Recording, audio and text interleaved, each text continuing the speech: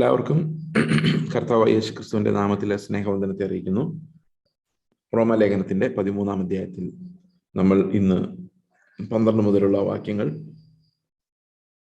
11 മുതലുള്ള വാക്യങ്ങളെ നമ്മൾ വായിക്കാൻ പോവുകയാണ്. കഴിഞ്ഞ ദിവസം നമ്മൾ ജസ്റ്റ് ഒന്ന് സൂചിപ്പിച്ച് പോയിരുന്ന വാക്യങ്ങളാണ് ഇതെല്ലാം. 11-ാം വാക്യം, ഇത് ചെയ്യേണ്ടത് ഉറക്കത്തിൽ നിന്ന് ഉണരുവാൻ നാഴിക വന്നിരിക്കുന്നു, ഇങ്ങനെ നിങ്ങൾ സമയത്തെ അറിയുകയാൽ തന്നെ. ഇപ്പൊ സമയം നമ്മുടെ മുമ്പിൽ നിൽക്കുമ്പോൾ ഓരോ ദിവസവും ഒരു ദിവസം അടുത്ത ദിവസത്തെക്കാളും അതിന്റെ പുറകിലുള്ള ദിവസത്തെക്കാളും രക്ഷയോട് കൂടുതൽ സമീപിച്ചിരിക്കുക. ഇപ്പൊ ഇന്ന് രാവിലെ നമ്മൾ എഴുന്നേറ്റപ്പോൾ നമ്മുടെ രക്ഷയുടെ വീണ്ടെടുപ്പിനോട് നമ്മൾ ഒരു നാൾ കൂടെ അടുത്തിരിക്കുന്നു. അപ്പൊ വലിയ പ്രകാശം വരാൻ പോകുന്നു. അപ്പൊ ഓരോ ദിവസം ചെല്ലുന്തോറും നമ്മൾ എന്ത് ചെയ്യണം? ഈ പ്രകാശത്തിൽ ജീവിക്കാൻ പഠിക്കണം. അതായത് സീക്രട്സ് ഇല്ലാത്ത ലൈഫിലേക്ക് പോകാൻ പഠിക്കണം എന്ന് പറഞ്ഞു കഴിഞ്ഞാൽ there is a growth to that perfection. ലൈറ്റിൽ ജീവിക്കുന്ന, അതായത് വെളിച്ചത്തിൽ ജീവിക്കുന്ന, ഇരുട്ടിന്റെ പ്രവൃത്തികളില്ലാത്ത ആ ഒരു വെളിച്ചത്തെ കുറിച്ചാണ് ഇവിടെ സൂചിപ്പിക്കുന്നത്. അപ്പോൾ അങ്ങനെ ഒരു വെളിച്ചത്തിലേക്ക് ജീവിക്കാൻ നമുക്ക് കഴിയണം എന്ന് പൗലോസ് പറയുന്നു. അത് എന്തുകൊണ്ടാണ് ചെയ്യേണ്ടത് എന്ന് ചോദിച്ചു കഴിഞ്ഞാൽ, നമ്മൾ ഓരോരുത്തരും ഈ വചനം കേൾക്കുമ്പോൾ നമ്മൾ ഉറങ്ങുന്ന ആ അവസ്ഥയിൽ നിന്ന് എഴുന്നേൽക്കാനുള്ള ഒരു ആഹ്വാനമായിട്ടാണ് വചനം എപ്പോഴും വരുന്നത്. ഓക്കെ, അപ്പോൾ ഈ സ്നേഹത്തെക്കുറിച്ച് പറഞ്ഞുകൊണ്ടാണ് 10-ാം വാക്യത്തിൽ നമ്മൾ കഴിഞ്ഞ ദിവസം കണ്ടതാണ്, സ്നേഹം കൂട്ടുകാരന് ദോഷം പ്രവർത്തിക്കുന്നില്ല, ആകയാൽ സ്നേഹം ന്യായപ്രമാണത്തിന്റെ നിവൃത്തിയാണ്. അപ്പൊ ഈ സ്നേഹം ചെയ്യേണ്ടത്, ഈ സ്നേഹിക്കേണ്ടത് എന്തുകൊണ്ടാണ്? ഈ ന്യായപ്രമാണത്തിന്റെ നിവൃത്തി എന്തുകൊണ്ട് നമ്മളിൽ വരണം? ഈ ന്യായപ്രമാണത്തിന്റെ നിവൃത്തി എന്തുകൊണ്ട് നമ്മളിൽ വരണമെന്ന് ചോദിച്ചു കഴിഞ്ഞാൽ അതിന്റെ റീസൺ ഇതാണ്. ആ ടൈം ആയിക്കൊണ്ടിരിക്കുന്നു. നമ്മൾ തേജസ്സിൽ വെളിപ്പെടാനുള്ള ഒരു സമയമായിരിക്കുന്നു. ഒരിക്കലും അവസാനിക്കാത്ത തേജസ്സിലേക്ക് കടക്കാനുള്ളവരെ പോലെ തന്നെ നമ്മൾ വളർന്നുകൊണ്ടേയിരിക്കണം. ആ പ്രകാശത്തിലേക്ക് നമ്മൾ വന്നുകൊണ്ടേയിരിക്കണം എന്ന് പറയുന്നു. 12-ാം വാക്യം പറയുകയാണ്, രാത്രി കഴിയുവാറായി, പകൽ അടുത്തിരിക്കുന്നതുകൊണ്ട് ഇരുട്ടിന്റെ പ്രവൃത്തികളെ വെച്ച് കളഞ്ഞ് വെളിച്ചത്തിന്റെ ആയുധവർഗം ധരിച്ചുകൊള്ളുക. എന്താണ് വെളിച്ചത്തിന്റെ ആയുധവർഗം? ഇരുട്ടിന്റെ പ്രവൃത്തികൾ എന്താണെന്ന് അറിയുമ്പോൾ നമുക്ക് മനസ്സിലാവും അത് വെളിച്ചത്തിന്റെ ആയുധവർഗം എന്താണ് എന്നുള്ളത്. എന്താണ് ഇരുട്ടിന്റെ പ്രവൃത്തികൾ? ഇരുട്ടിന്റെ പ്രവൃത്തികൾ എന്തൊക്കെയാണ്? 13-ാം വാക്യത്തിൽ അത് പറയുന്നുണ്ട്. വെറിക്കൂത്തുകൾ, മദ്യപാനങ്ങൾ, ശയനമോഹങ്ങൾ, ദുഷ്കാമങ്ങൾ, പിണക്കം, അസൂയ, ഇതൊക്കെയാണ് ഇരുട്ടിന്റെ പ്രവൃത്തികളോട് പറയുന്നത്. പകൽ സമയത്ത് അല്ലാത്ത കാര്യങ്ങൾ എന്ന് പറഞ്ഞു. അപ്പൊ നമ്മൾ ഒരു പകൽ സമയത്ത് നമുക്ക് അസൂയ ഉണ്ടല്ലോ, പകൽ സമയത്ത് നമുക്ക് പിണക്കം ഉണ്ടല്ലോ, ഇല്ലേ? പകൽ സമയത്തും മദ്യപാനം, നമുക്ക് ഇപ്പൊ അങ്ങനത്തെ ശയനമോ അങ്ങനെ നമുക്ക് അത്രയും കാണുകയായിരിക്കും. എന്നാലും ഈ ചില കാര്യങ്ങളൊക്കെ പകലും നമുക്ക്, പക്ഷെ ഈ പകല് ചെയ്താൽ പോലും ഇതെല്ലാം ഇരുട്ടിന്റെ പ്രവൃത്തികളാണ്. പിണക്കം എന്ന് പറയുന്ന സാധനം നമ്മുടെ ഉള്ളിൽ പലപ്പോഴും മറച്ചു വെക്കപ്പെടുന്ന പിണക്കങ്ങൾ, നമ്മൾ മനുഷ്യരോട് കാണിക്കാത്ത മറച്ചു വെക്കപ്പെടുന്ന, ഇരുട്ടിലേക്ക് തള്ളിവിടുന്ന പിണക്കങ്ങളുണ്ട്. ഇരുട്ടിൽ സൂക്ഷിച്ചിരിക്കുന്ന ഒരു പിണക്കം, ഇരുട്ടിൽ സൂക്ഷിച്ചിരിക്കുന്ന ഒരു അസൂയ നമ്മുടെ ഹൃദയത്തിൽ മറച്ചു വെച്ചിട്ട് നമ്മൾ പലപ്പോഴും പലരോട് സ്നേഹമായിട്ട് പെരുമാറി അതുകൊണ്ട് ഇരുട്ടിലിരിക്കുന്ന, മറഞ്ഞിരിക്കുന്ന ആ ഒരു ലൈഫ് നമുക്ക് പാടില്ല എന്നാണ്. പ്രത്യേകിച്ചും പിണക്കത്തിന്റെ അസൂയയുടെ കാര്യം ഞാൻ എടുത്തു പറയാനുള്ള കാരണം, നേരത്തെ നമ്മൾ പറഞ്ഞ പോലെ സഹോദരനെ സ്നേഹിക്കുക എന്നുള്ള കൽപ്പനയ്ക്ക് അത് തടസ്സം ആയതുകൊണ്ട് ഡയറക്റ്റ്ലി. അത് മാത്രമല്ല, ശയനമോഹങ്ങൾ എങ്ങനെയാണ് സഹോദരന്റെ സ്നേഹവുമായിട്ട് ബന്ധപ്പെടുന്നത്? സ്നേഹം എന്ന് പറയുന്നത് പ്യൂറാണ്. ആ പ്യൂറായിട്ടുള്ള സ്നേഹം നമ്മളൊരാളെ ലൈംഗികമായ മോഹങ്ങളോടെ ചിന്തിക്കുമ്പോൾ സംഭവിക്കുന്നത് പ്യൂർ ലവ്, അതായത് ദൈവത്തിന്റെ ആത്മാവിലുള്ള സ്നേഹം ഇല്ലാതായി പോവുകയാണ് ചെയ്യുന്നത്. അത് കണ്ടാമിനേറ്റഡ് ആവുകയാണ്. ഒരു സഹോദരനെ, സഹോദരിയെ നമ്മുടെ ഹൃദയത്തിൽ എന്താ പറയുന്നത്, മോശമായി എന്ന് പറഞ്ഞു കഴിഞ്ഞാൽ ഈ വഷളത്വത്തോടെ ആലോചിച്ചാൽ സംഭവിക്കുന്നത്, ദൈവം അവരുടെ മേൽ അവർക്ക് നൽകുവാൻ വെച്ചിരിക്കുന്ന നിഷ്കളങ്ക സ്നേഹം അവിടെ കോംപ്രമൈസ് ചെയ്യപ്പെടുന്നു എന്നുള്ളതാണ്. ശരിക്കും ഒരു സഹോദരനോടുണ്ടാകേണ്ട സ്നേഹം, മക്കളോടുണ്ടാകേണ്ട സ്നേഹം, ഇങ്ങനെയുള്ള സ്നേഹങ്ങൾ മാത്രമാണ് സഭയ്ക്കകത്ത് ഉള്ളത്, അല്ലെങ്കിൽ വിശ്വാസ ജീവിതത്തിൽ നമ്മൾ അനുഭവിക്കേണ്ടത്. ഇപ്പൊ ഞാനൊരു സഹോദരൻ എന്നുള്ള രീതിയിൽ ചിന്തിക്കുമ്പോൾ എൻ്റെ മുമ്പിലുള്ള സഹോദരിമാർ, അല്ലെങ്കിൽ അമ്മമാർ, അല്ലെ മക്കൾ, ആ രീതിയിലാണ് എല്ലാവരെയും കാണേണ്ടത്. അത് ആ ഒരു കാഴ്ചക്ക് തടസ്സമാണ് മോഹങ്ങൾ എന്ന് പറയുന്നത്. അപ്പൊ എന്തുകൊണ്ടാണ് ഒരു നിയമം, എല്ലാ നിയമങ്ങളും ഈ ഒരൊറ്റ നിയമത്തിൽ സംഗ്രഹിച്ചിരിക്കുന്നത് വെച്ച് കഴിഞ്ഞാൽ പ്യുവർ ലവ്, ഗോഡ്ലി ലവ്, ദൈവത്തിന്റെ സ്നേഹം, ക്രിസ്തുവിന്റെ സ്നേഹം എന്ന് പറയുന്നത് മറ്റ് എല്ലാ കൽപ്പനകളെയും പൂർത്തീകരിക്കുന്നു. യഥാർത്ഥ സ്നേഹം ഉണ്ടെങ്കിൽ ഈ അസൂയയും പിണക്കവും നമുക്ക് ഡയറക്റ്റ് ആയിട്ട് ചിന്തിക്കാവുന്നതാണ്. Directly it violates the commandments of love.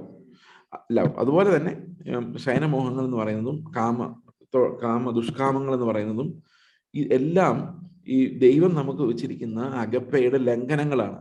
ഈ എന്താ പറയുന്നത്, സ്നേഹത്തിന്റെ ലംഘനങ്ങളാണ്. ആ ലംഘനങ്ങളാണ് ഇരുട്ടിന്റെ പ്രവൃത്തികൾ എന്നുള്ളത് കൊണ്ട് ഉദ്ദേശിക്കുന്നത്. അപ്പൊ എന്തായിരിക്കും വെളിച്ചത്തിന്റെ പ്രവൃത്തി? വെളിച്ചത്തിന്റെ സർവായുധ വർഗം എന്ന് പറയുന്നത് സ്നേഹത്തിൽ അധിഷ്ഠിതമായ ഒരു നീതി വ്യവസ്ഥയാണ്. നമ്മുടെ ഉള്ളിൽ കരുണയിലും സ്നേഹത്തിലും അധിഷ്ഠിതമായി നമ്മൾ കരുണ ലഭിച്ചവരും സ്വാതന്ത്ര്യത്തിന്റെ നിയമത്താൽ എന്താ പറയുന്നത് വിധിക്കപ്പെടേണ്ടവരുമായതുകൊണ്ട് നാം സകല സൃഷ്ടികളോടും കരുണ കാണിക്കുകയും സകലരോടും സൗമ്യതയോടെ ഇടപെടുകയും ചെയ്യുവാനുള്ള ആ നിർവ്യാജ സ്നേഹത്തോടെ ഇടപെടുന്നതിനുള്ള ആ ഒരു ലൈഫിനെയാണ് നമ്മളിവിടെ വെളിച്ചത്തിന്റെ സർവായുധ വർഗം എന്ന് പറഞ്ഞിരിക്കുന്നത്. അപ്പൊ വെളിച്ചത്തിൽ ജീവിക്കുന്ന ഒരാൾ സ്നേഹത്തിലാണ് ജീവിക്കുന്നത്, സഹോദരനെ സ്നേഹിക്കുന്നതിലാണ് ജീവിക്കുന്നത്. ആ സ്നേഹം എന്ന് പറയുന്നത് എപ്പോഴും നിർവ്യാജമാണ്. നിർവ്യാജമായ സ്നേഹം നമ്മൾ പ്രാക്ടീസ് ചെയ്യേണ്ടതാണ്. അതായത് നമ്മുടെ ഹൃദയത്തിലുള്ള സ്നേഹം നമ്മൾ പ്രാക്ടീസ് ചെയ്യും. ഞാൻ ഈ സ്നേഹം എക്സ്പ്രസ് ചെയ്യുന്ന കാര്യത്തിൽ ഒത്തിരി പുറകോട്ടുള്ള ഒരാളായിരുന്നു. പക്ഷെ ദൈവം നമ്മളെ കാലാകാലങ്ങളിൽ പഠിപ്പിക്കുന്ന കാര്യമാണ്. ശരിക്കും God expressed his love so much that he allowed his son to die on the cross. നമ്മൾ നമ്മുടെ ചുറ്റുമുള്ള സഹോദരങ്ങളോട് സ്നേഹം എക്സ്പ്രസ് ചെയ്യുന്നത് നല്ലതാണ്. ദാറ്റ്സ് ദ പ്രവൃത്തി ഓഫ് ദ ഡേ. ഓക്കെ, ആ സ്നേഹം എന്ന് പറയുന്നത് കർത്താവിന്റെ ക്രൂശിൽ നിന്ന് വരുന്ന സ്നേഹമാണ്. That's untouched by human emotions or human filthiness or human pretensions. മനുഷ്യരുടെ പ്രിറ്റൻഷൻസ് ഒന്നും ഇല്ലാത്ത ദൈവത്തിന്റെ സ്നേഹമാണത്. ആ ഒരു സ്നേഹത്തിലേക്കാണ് വെളിച്ചത്തിന്റെ പ്രവൃത്തികൾ ചെയ്യേണ്ടവരായ നമ്മൾ വളർന്നു വരേണ്ടത്. അവിടെ നമുക്ക് കണക്ക് പറച്ചിലില്ല, അവിടെ നമുക്ക് ആരാണ് വലിയവൻ എന്നുള്ള ചോദ്യമില്ല, അസൂയയില്ല, പിണക്കമില്ല, വേറെ ദൈവത്തിന് അറപ്പായിട്ടുള്ള വികാരങ്ങൾ ഒരു മനുഷ്യനോട് തോന്നുകയില്ല. അപ്പൊ ഇങ്ങനെയുള്ള കാര്യങ്ങളാണ് നമ്മൾ ഈ വാക്യത്തിൽ കാണുന്നത്. പകൽ സമയത്ത് എന്ന പോലെ നാം മര്യാദയെ നടക്കുക, വെറിക്കൂത്തുകളിലും. വെറിക്കൂത്തുകൾ എന്ന് പറഞ്ഞു കഴിഞ്ഞാൽ ഈ ഡിബോഷറി, ഡ്രങ്കൺ ഡിബോഷറി, അതായത് ഈ തിന്നുക, കുടിക്കുക, ആനന്ദിക്കുക എന്നുള്ളതിൻ്റെ ഒരു എക്സ്ട്രീമിറ്റിയാണ്. നമ്മൾ പല സമൂഹങ്ങളിലും ആഴ്ചകൾ അധ്വാനിച്ച ശേഷം ഇവരുടെ ബ്രേക്ക് എടുത്തിട്ട് എന്താ പറയുന്നത്, ഈ എല്ലാ എൻജോയ്മെന്റും, തീറ്റയും കുടിയും ബഹളവും. അപ്പോൾ ഒരു മനുഷ്യന്റെ സെൻസറി പ്ലഷേഴ്സിനെ ആഘോഷിക്കുന്ന ആ പരിപാടി, അതിനെയാണ് നമ്മൾ വെറിക്കൂത്തുകൾ എന്നുള്ളതുകൊണ്ട് ഉദ്ദേശിക്കുന്നത്. വെറിക്കൂത്തുകളും മദ്യപാനവും. അത് ഈ സെൻഷ്വൽ ഇന്റലിജൻസ് ആണ്. ശരിക്കും സെൻഷ്വൽ ഇന്റലിജൻസ്, നമുക്ക് അങ്ങനെ അതിനെക്കുറിച്ച് പറയാം.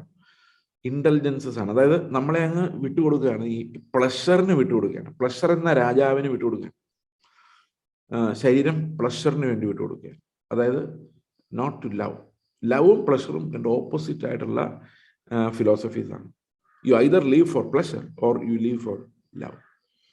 പ്ലഷറിന് വേണ്ടി ജീവിക്കുന്നവൻ മരിച്ചവനാണ്. ജീവിച്ചിരിക്കുമ്പോഴേ അവൻ മരിച്ചവനാണെന്ന് വേദപുസ്തകം നമ്മളെ പഠിപ്പിക്കും. അതുകൊണ്ട് ജീവന്റെ പ്രവൃത്തികൾ എന്ന് പറയുന്ന എല്ലാ സമയത്തും ജീവന്റെ പ്രവൃത്തികൾ മറ്റുള്ളവരെ സ്നേഹിക്കുന്നതാണ്. ഓക്കെ, അതിൽ പണ്ഡിതൻ പാമരനില്ല, ധനമുള്ളവൻ ധനമില്ലാത്തവനില്ല, സ്ത്രീയെന്നോ പുരുഷനെന്നോ ഇല്ല. ക്രിസ്തുവിന്റെ സ്നേഹം സകല മനുഷ്യരിലും ഒരുപോലെ വ്യാപസിക്കുകയും എല്ലാവരെയെ കുറിച്ച് നമുക്ക് കർത്താവിന്റെ ഭാരത്തോടെ നമ്മൾ ഇരിക്കുകയും ചെയ്യുന്ന ആ ഒരു പോയിന്റിലേക്കാണ് റോമാലേഖനത്തിൽ പൗലോസ് വിരൽ ചൂണ്ടുന്നത്.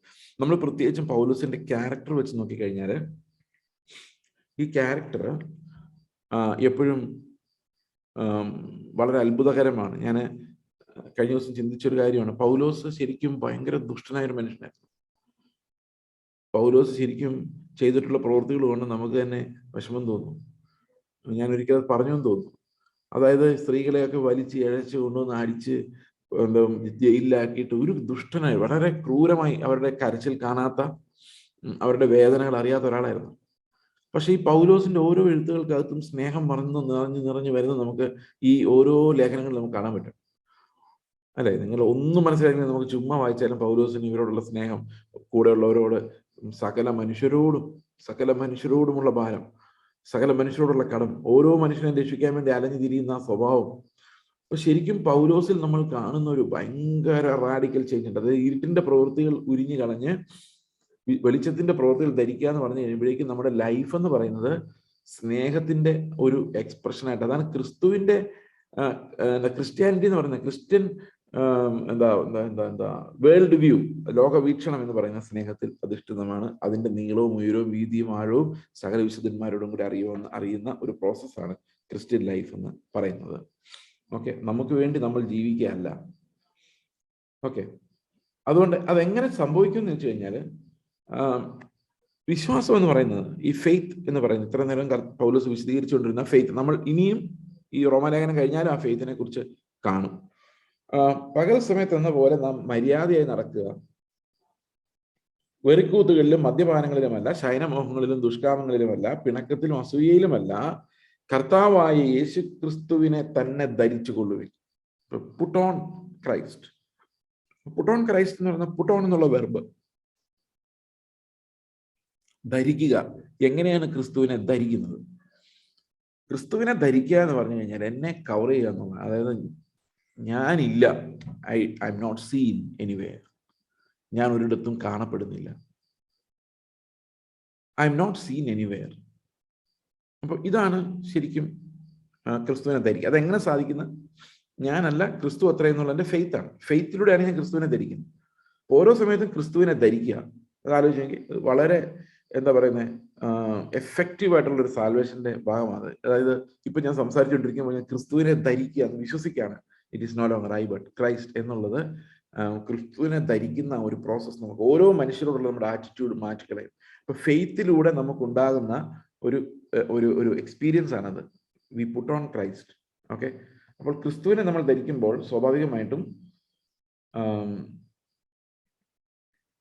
ഓക്കെ, മോഹങ്ങൾ ജനിക്കുമാറ് ജഡത്തിനുള്ള ചിന്തകൾ.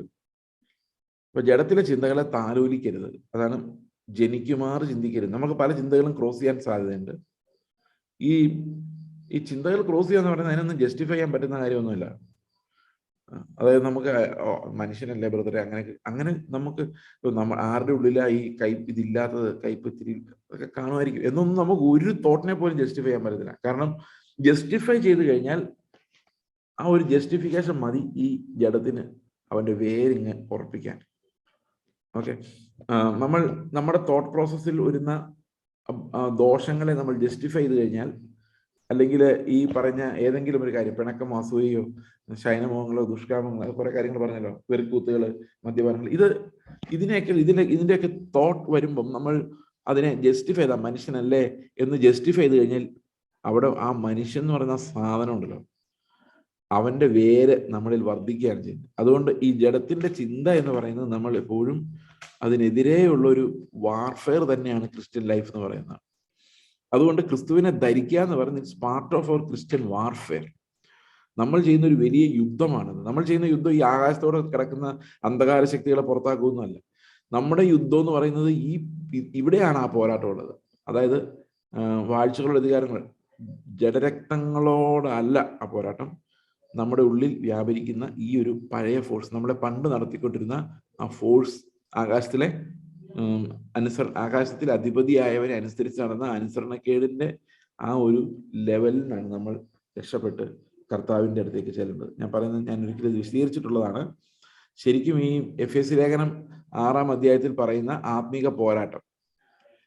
പോരാട്ടം ശരിക്കും കോട്ടയത്തിന് മേൽ വ്യാപരിച്ചിരിക്കുന്ന, അല്ലെ കൊച്ചിയുടെ മേൽ വ്യാപരിച്ചിരിക്കുന്ന അന്ധകാര പോരാട്ടത്തെ യേശുവിന്റെ നാമത്തിൽ അതല്ല സാധനം. അതായത് എന്താ, ഞാൻ ആയുധങ്ങൾ എടുത്തുകൊണ്ട് ഇറങ്ങുകയാണ്. ചിലരൊക്കെ ഈ മറ്റ് ദേവാലയങ്ങളുടെയൊക്കെ ഫ്രണ്ടിൽ ചെന്നിട്ട് യേശുവിന്റെ നാമത്തിൽ ഒരു കാര്യമില്ല, പ്രയോജനമില്ല സഹോദരൻ. Nothing will happen. ഓക്കെ, ഒന്നും സംഭവിക്കാൻ പോകുന്നില്ല. കാരണം ദൈവം എല്ലാവർക്കും അതിന്റെ സമയം കൊടുത്തിട്ടുണ്ട്. ആ സമയം വരെ അത് വാണുകൊണ്ട് തന്നെ ഇരിക്കും. നിങ്ങൾ അതിന്റെ പുറകെ പോയി ശാസിക്കേണ്ട യാതൊരു കാര്യമില്ല. ഓക്കെ, തന്നെയുമല്ല, അതല്ല എഫേസ്യ ലേഖനം 6-ാം അധ്യായത്തിൽ പറയുന്നത്. എഫേസ്യ ലേഖനത്തിൽ നമ്മൾ പോരാട്ടം എന്തിനോടാണ് എന്നുള്ളത് ഞാൻ ഒന്ന് സൂചിപ്പിക്കാം. 6-ാം അധ്യായത്തിലെ പോരാട്ടത്തിന്റെ വാക്യം തുടങ്ങുന്നത് എങ്ങനെയാണ്? 10-ാം വാക്യം, ഒടുവിൽ കർത്താവിലും അവന്റെ അമിത ബലത്തിലും ശക്തിപ്പെടുവിൻ, പിശാചിന്റെ തന്ത്രങ്ങളോട് എതിർത്ത് നിൽപ്പാൻ കഴിയേണ്ടതിന്, തന്ത്രങ്ങളോടാണ്, ദൈവത്തിന്റെ സർവായുധ വർഗം ധരിച്ചു കൊള്ളുവിൻ. അപ്പൊ ആകാശമുള്ള സാധനങ്ങളെ തോൽപ്പിക്കാൻ വേണ്ടിയല്ല, പിശാചിന്റെ തന്ത്രങ്ങളെ ജയിക്കാൻ വേണ്ടിയാണ് ഈ സർവായുധ വർഗം ധരിക്കുന്നത്. എന്താണ് പിശാചിന്റെ തന്ത്രം? പിശാചിന്റെ തന്ത്രം എന്ന് പറഞ്ഞു കഴിഞ്ഞാൽ നമ്മുടെ ഹ്യൂമാനിറ്റിയെ വളർത്തി വീണ്ടും നമ്മൾ പണ്ട് ജീവിച്ചുകൊണ്ടിരുന്ന അതേ പ്രിൻസിപ്പിൾസിന് കീഴടക്കുക എന്നുള്ളതാണ്. ഓക്കെ, പണ്ട് ജീവിതത്തെക്കുറിച്ച് ഉത്കണ്ഠയുള്ളവരായിരുന്നു, ഒരു പ്രായമാകുമ്പോൾ പിന്നെ ഉത്കണ്ഠ തുടങ്ങുകയാണ്. പണ്ട് ഞാൻ സ്വന്തം പ്രവൃത്തികളായി ജീവിച്ചിരുന്നവനാണ്, ഇപ്പം അതേ സ്വന്തം പ്രവൃത്തികളിലേക്ക് കുറച്ച് കഴിഞ്ഞപ്പോൾ തിരിഞ്ഞിരിക്കുകയാണ്. ഇതെങ്ങനെ എനിക്ക് മനസ്സിലായത്? 12-ാം വാക്യം, 11-12 ഒന്നിച്ച് വായിച്ചു നോക്കി. പിശാചിന്റെ തന്ത്രങ്ങളോട് എതിർത്ത് നിൽപ്പാൻ കഴിയേണ്ടതിന് ദൈവത്തിന്റെ സർവായുധവർഗം ധരിച്ചു കൊള്ളുവിൻ. അടുത്തത് നമുക്ക് പോരാട്ടമുള്ളത് ജഡരക്തങ്ങളോടല്ല. അതിനർത്ഥം നമ്മൾ ചുമ്മാ അവിടെ നിന്ന് പട്ടിണി കിടന്നുകൊണ്ടോ അല്ലെങ്കിൽ എന്താ പറയുന്നത് ഒരു മനുഷ്യനെ തോൽപ്പിക്കാൻ ശ്രമിച്ചതുകൊണ്ടോ നമ്മുടെ പ്രശ്നം തീരെയില്ല. ഇപ്പൊ ഉദാഹരണത്തിന് നിങ്ങൾ ആരെങ്കിലും ഒരു വഴക്കുണ്ടാക്കിയാൽ എനിക്ക് നിങ്ങളോടല്ല പോരാട്ടമുള്ളത്. എനിക്ക് പോരാട്ടമുള്ളത് എന്തിനോടാണ്? അടുത്ത വാക്യം, വാഴ്ചകളോടും അധികാരങ്ങളോടും ഈ അന്ധകാരത്തിന്റെ ലോകാധിപതികളോടും സ്വർലോകങ്ങളിലെ ദുഷ്ടാത്മസേനയോടും അത്രേ. അതുകൊണ്ട് നിങ്ങൾ ദുർദിവസത്തിൽ എതിർപ്പാനും സകലം സംബന്ധിച്ച് കുറച്ച് നിൽക്കാൻ കഴിയേണ്ടതിന് ദൈവത്തിന്റെ സർവ്വായുധവർഗം ധരിച്ചു. എന്നാൽ ദേശത്തെ വിടുവിക്കാനൊന്നുമല്ല. എന്തിനു വേണ്ടിയാണ്? നമ്മൾ ഉറച്ചു നിൽക്കേണ്ടതിനാണ്. എന്താണ് ഈ ആകാശത്തിലെ വാഴ്ചകളും അധികാരങ്ങളും അന്ധകാരത്തിലെ ലോകാധിപതി? ഇതൊക്കെ എന്താ സാധനം? ഇതൊക്കെ എന്താണ് സാധനം? ഇതെന്താ ചെയ്തുകൊണ്ടിരിക്കുന്നത്? നമ്മളെ എങ്ങനെയാണ്, നമ്മുടെ ആത്മീയ ജീവിതത്തിൽ എങ്ങനെയാണ് തടസ്സപ്പെടുത്തുന്നത്? എഫെസ്യ ലേഖനം 2-ാം അധ്യായത്തിലേക്ക് നമ്മൾ വരുമ്പോൾ അവിടെ പറയുന്നുണ്ട്, 2-ാം വാക്യം, അവയിൽ നിങ്ങൾ മുൻപേ ഈ ലോകത്തിന്റെ കാലഗതിയെയും ആകാശത്തിലെ അധികാരത്തിനും, കണ്ടോ, ആകാശത്തിലെ അധികാരത്തിനും അനുസരണക്കേടിന്റെ മക്കളിൽ ഇപ്പോൾ വ്യാപരിക്കുന്ന ആത്മാവിനും അധിപതിയായവനെയും അനുസരിച്ച് നടന്നു. പിശാചിന്റെ തന്ത്രം എന്തായിരിക്കും? ഈ ആകാശത്തിലെ അധികാരങ്ങൾക്ക് നമ്മളെ വീണ്ടും അതേ പഴയ ലോകത്തിലേക്ക്, ലൈഫിലേക്ക് കൊണ്ടുപോവുക എന്നുള്ളതാണ് അവന്റെ തന്ത്രം എന്ന് പറയുന്നത്, അല്ലേ? അപ്പൊ ആകാശത്തിലെ അധികാരം ഇവിടെ എന്താ ചെയ്തത്? നമ്മളെ നടത്തുക ചെയ്തത്. നമ്മുടെ ലൈഫ് അതാണ് ഇരുട്ടിന്റെ അധികാരങ്ങൾ എന്ന് പറയുന്നത്, ഇരുട്ടിന്റെ സർവായുധവർഗം. അതിനെതിരെ ആത്മാവിന്റെ സർവായുധവർഗം എടുത്താണ് നമ്മൾ പോരാടുന്നത്. It's about our sanctification. ഈ ആകാശത്തിലെ അധികാരങ്ങൾ എന്ന് ഉദ്ദേശിക്കുന്നത് നമ്മൾ ഒരു കാലത്ത് അനുസരിച്ച് നടന്ന ആത്മാവാണ്. നമ്മൾ ആ ആത്മാവിനനുസരിച്ച് നടന്നിരുന്നത്, അല്ലേ? അവയിൽ നിങ്ങൾ മുൻപേ ഈ ലോകത്തിന്റെ കാലഗതിയെയും ആകാശത്തിലെ അധികാരത്തിനും അനുസരണക്കേടിന്റെ മക്കളിൽ ഇപ്പോൾ വ്യാപരിക്കുന്ന ആത്മാവിനും അധിപതിയായവനെ അനുസരിച്ച് നടന്നു. അപ്പൊ ഇപ്പൊ നമ്മൾ എന്തിനോടാ പോരാടുന്നത്? എന്തിനോടാ പോരാടുന്നത്? എഫെസ്യ ലേഖനത്തിന്റെ പൊതുവായ ഭാഷ ഞാൻ നിങ്ങളോട് ഒരിക്കൽ പറഞ്ഞിട്ടുണ്ട്. നമ്മളൊരു വാക്ക് വ്യാഖ്യാനിക്കുമ്പോൾ, ഒരു വാക്യം വ്യാഖ്യാനിക്കുമ്പോൾ അതിന്റെ ഒരു പ്രധാനപ്പെട്ട ടൂൾ എന്ന് പറയുന്നത് അതിന് വ്യാകരണാത്മകവും ചരിത്രാത്മകവുമായ വ്യാഖ്യാനം എന്നാണ് മലയാളത്തിൽ പറയുന്നത്. ചരിത്രാത്മകവും വ്യാകരണാത്മകവും, ഹിസ്റ്റോറിക്കൽ ഗ്രമാറ്റിക്കൽ മെത്തഡ്. ഓക്കെ, എന്താണ് ചരിത്രാത്മകം? നമ്മുടെ ഈ പോരാട്ടം ആകാശത്തിൽ അധികാരം എന്നുള്ളതിന്റെ ചരിത്രം നോക്കുക. എവിടെ നോക്കണം എന്നറിയോ? ഡിക്ഷണറിയിലല്ല, അതേ ബൈബിളിൽ അതിനു മുമ്പുള്ള ഭാഗത്ത് അല്ലെങ്കിൽ അതിന് ശേഷമുള്ള ഭാഗത്ത്. അത് നോക്കി കഴിയുമ്പോൾ അതിനാണ് ചരിത്രം എന്ന് പറയുന്നത്. അപ്പൊ ആകാശത്തിലെ അധികാരം എന്നുള്ള വാക്കിന് ഈ ലേഖനത്തിൽ ഒരു ചരിത്രമുണ്ട്. ആ ചരിത്രം നമ്മൾ പരിശോധിച്ച് നോക്കുമ്പോൾ ഇതാണ് ആകാശത്തിലെ അധികാരം എന്ന് പറയുന്നത്. അല്ലാതെ നമ്മൾ ഈ വഴിയിലിരിക്കുന്നതും മോളിരിക്കുന്നതും ചിലർ പറയാറുണ്ട് അവിടുത്തെ എറണാകുളത്തിന്റെ ദേശാധിപത്യം, ഇന്ത്യയുടെ ദേശാധിപത്യം ഡൽഹിയിലാണ് അത്ര ഇരിക്കുന്നത്. എനിക്കറിയാൻ മേലാണ്.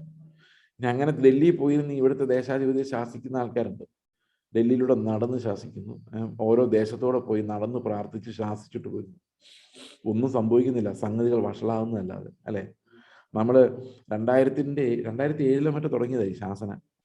അപ്പൊ 2000 തന്നെ അതിനുമ്പോ ഉണ്ടല്ലോ ഈ ശാസിച്ച് ഒരിടത്തും സുവിശേഷം സ്പ്രെഡ് ആകുന്നില്ല. ഇപ്പൊ ഉണ്ട്, എന്നാൽ പോലും അതിന് എതിർപ്പുകൾ വർദ്ധിച്ച് വരുക ചെയ്യും. ഈ ശാസിക്കുന്തോറും അതിന് ശക്തി കൂടുക, അല്ലേ? ശരിയല്ലേ? എല്ലായിടത്തും ഈ സുവിശേഷത്തിന് എതിർപ്പ് വർദ്ധിച്ചു വരുന്നല്ലാതെ കുറഞ്ഞു വരുന്നതായിട്ട് ഈ ദേശാധിപതി എന്ന് പറയുന്ന സാധനം എവിടെയെങ്കിലും ഓടിപ്പോകുന്നതായിട്ട് ഞാൻ കാണുന്നില്ല. നിങ്ങൾ കാണുന്നുണ്ടോ എന്ന് എനിക്കറിയാം. പിന്നെ എന്താ ഈ ശാസിക്കുന്നുണ്ടല്ലോ പ്രയോജനം? സഹോദരങ്ങളെ, വെറുതെ ആവശ്യമില്ലാതെ നമ്മൾ ഇങ്ങനെയുള്ള യുദ്ധങ്ങൾ, മുഷ്ടിയുദ്ധം ചെയ്തുകൊണ്ട് കാര്യമൊന്നുമില്ല. നമ്മുടെ ജീവിതങ്ങളെ സൂക്ഷിക്കുകയും ഈ സ്വാധീനങ്ങളിൽ പെട്ടിരിക്കുന്ന ആളുകളെ സ്വതന്ത്രരാക്കുകയുമാണ് നമ്മൾ ചെയ്യേണ്ടത്. അതായത് സുവിശേഷത്തിന്റെ ശക്തി അനേകരെ ഈ ഇരുട്ടിന്റെ സ്വഭാവത്തിൽ നിന്ന് വിടുവിക്കും എന്ന് നമ്മൾ മനസ്സിലാക്കേണ്ടത് ആവശ്യമാണ്. ഓക്കെ, അപ്പോൾ അതേ സമയത്ത് നിങ്ങൾ ഒരുപക്ഷെ ആലോചിക്കുമായിരിക്കും, ഇനി ഏതെങ്കിലും ഒരു മനുഷ്യനെ കെട്ടപ്പെട്ടവനായിട്ട് നമ്മൾ കണ്ടാൽ, ബന്ധിക്കപ്പെട്ടവനായിട്ട് കണ്ടാൽ ആ ശുശ്രൂഷ വേറെയാണ്. അവിടെ അവനെ അഴിച്ചുവിടാൻ നമുക്ക് ദൈവം കൃപ തരും. അതുപോലെ ലോകത്തിലുള്ള എല്ലാവരുടെ മേലിൽ നിന്നും അല്ല അത് സംഭവിക്കുന്നത്. ഓക്കെ, അപ്പോൾ റോമാലേഖനത്തിലേക്ക് നമ്മൾ മടങ്ങി വരികയാണെങ്കിൽ, ഇരുട്ടിന്റെ പ്രവൃത്തികൾ എന്ന് പറയുന്ന ഒഴിഞ്ഞു പോകാനുള്ള വഴി എന്ന് പറയുന്നത് ക്രിസ്തുവിനെ നമ്മൾ വിശ്വാസത്താൽ ധരിക്കുക എന്നുള്ളതാണ് അതിനുള്ള വഴി എന്ന് നമുക്ക് മനസ്സിലാക്കാം. ഇനി നമ്മൾ 14-ാം അധ്യായത്തിലേക്ക് പോവുകയാണ്.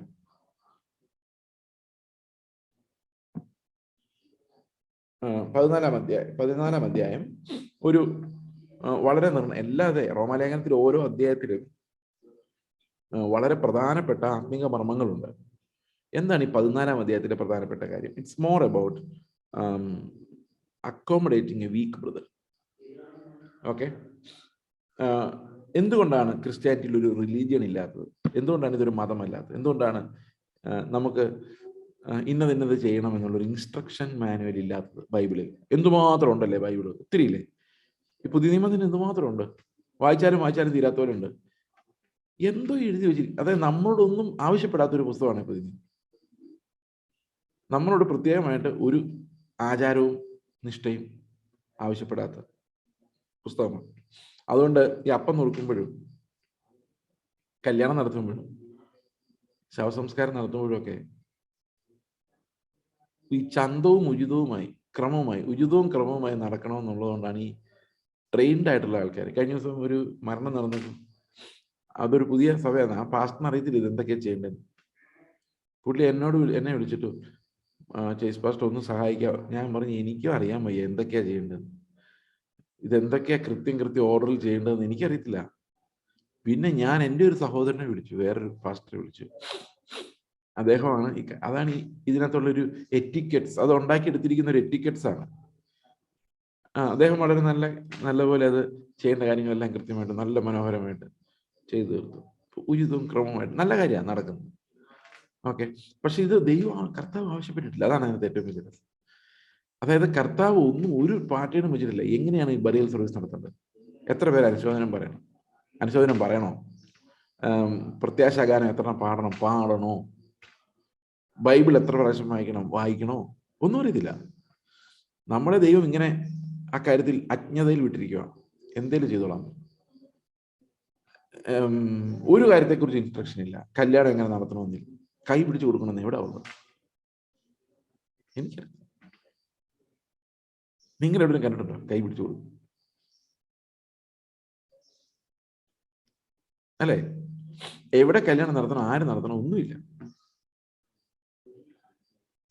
ശരിക്കും പറഞ്ഞ ഒരു നിയമവും ഇല്ലാത്ത ഒരേ ഒരു മതം, അതിന് മതം എന്ന് വിളിക്കാൻ പോലും പറ്റത്തില്ല. കാരണം അതിനുള്ള ഒരു ബേസിക് നിയമം പോലും ഇല്ല.